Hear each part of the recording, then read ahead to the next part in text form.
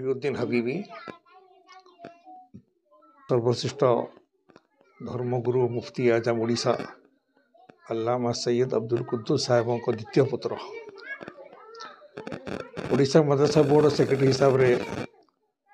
दीर्घ 40 वर्ष में चाकरी करी एवं अवसर नहीं आनंदर कथा यही ग्राम रे एक आम दफ्तर खोलाई ऑर्गेनाइजेशन ना हो तहरीक उलमा अहले सुन्नत जहाँ को विशेष काम है कर्तव्य है जे आम धर्मगुरु मैंने जो अच्छा मस्जिद नमाज पढ़ुंट मद्रासा पिला को अरबिक कुरान रो शिक्षादान दौरान से आर्थिक अवस्था जो शोचनीय शोचनीय होगा जाऊँगी ताकू दृढ़ भाव में प्रतिवाद करी केमती समस्ते सुरुखुर हो पारे भाईचारा स्थापन हो पार से ये ऑर्गेनाइजेशन कायम कराई दीर्घ 3 वर्ष है जनप्रिय सेवार सब मान लगी रही मु आशा करुच्ची ये तहरीक उलमा अहले सुन्नत एपरी गोटे दिन आसो जे केवल ओडिशा रे नुहे भारत में सर्वश्रेष्ठ अंजुमन होगी कायम हो सबड़े समस्त को साहाय्य करने कथा साहाय्य करेंगे एवं जिते जहाँ भी विपद आसू ताकू सम्मुखीन हो दृढ़ भाव में प्रतिवाद करी जदि किसी सेमती अवस्था उपजे ताले दृढ़ तार अपोजिट अपोज करिकी केमती भाव में भाईचारा स्थापन हो पार हिंदू मुस्लिम सिख ईसाई जो मैंने अच्छा समस्त भारतीय समस्त कर्तव्य होची आम देश में भाईचारा कायम रहू ताकू कायम रखापी पिला शिक्षित करने ठीक धर्म अनुसार निजक चलैयापी ये ऑर्गेनाइजेशन कायम कराई से हिसाब से कम कर आशा करुच्ची आमर तहरीक उलमा अहले सुन्नत जो प्रेसिडेंट मौलाना ताहिर शमसी साहब और जनरल सेक्रेटरी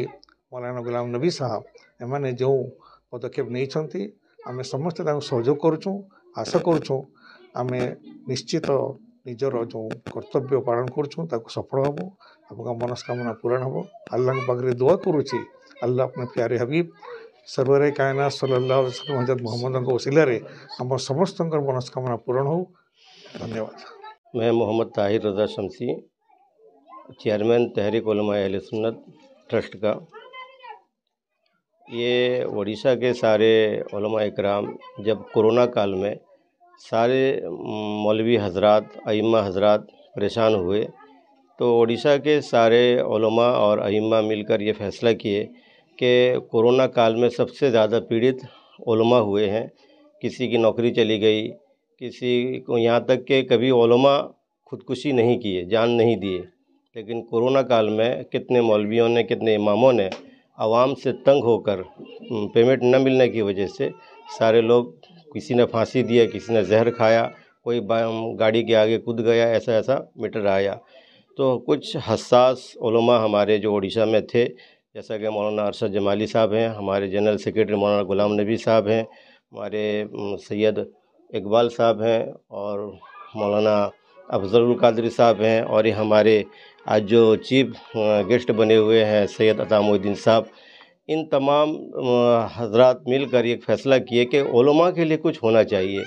तो हमने एक मीटिंग किया, उस मीटिंग में ये फ़ैसला किया क्या इस तहरीक का नाम दिया जाए। तहरीक का नाम तहरीक उलमा अहले सुन्नत रखा गया और इसको बाकायदा रजिस्टर्ड किया गया और NGO रजिस्ट्रेशन भी किया गया। आज अल्हम्दुलिल्लाह हम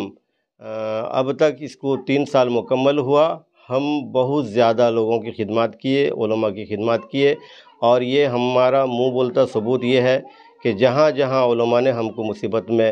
आवाज़ दिया है, हम लोग उनको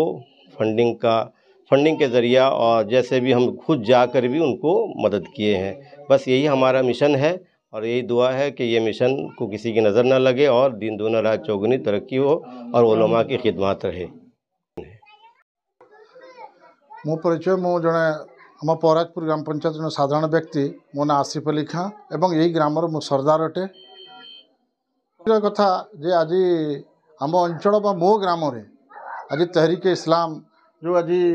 तहरीक उलमा अहले सुन्नत जो एठी आरंभ है बहुत खुशीर जिनस जो थे कि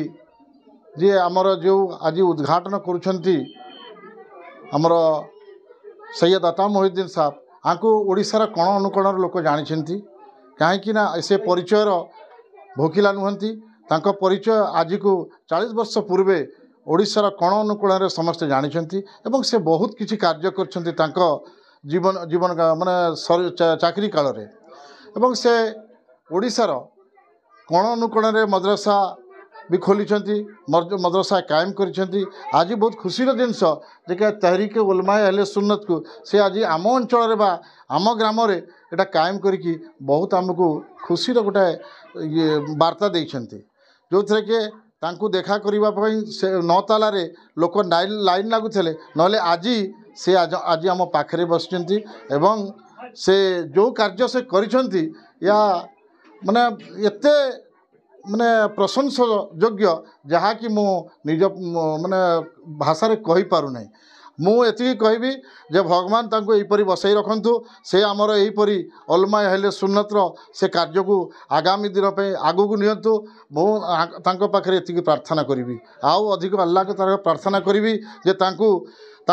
माने जीवन काल भितरे से आउरी कार्य करंतु एवं तांको सुस्थ भगवान रखंतु।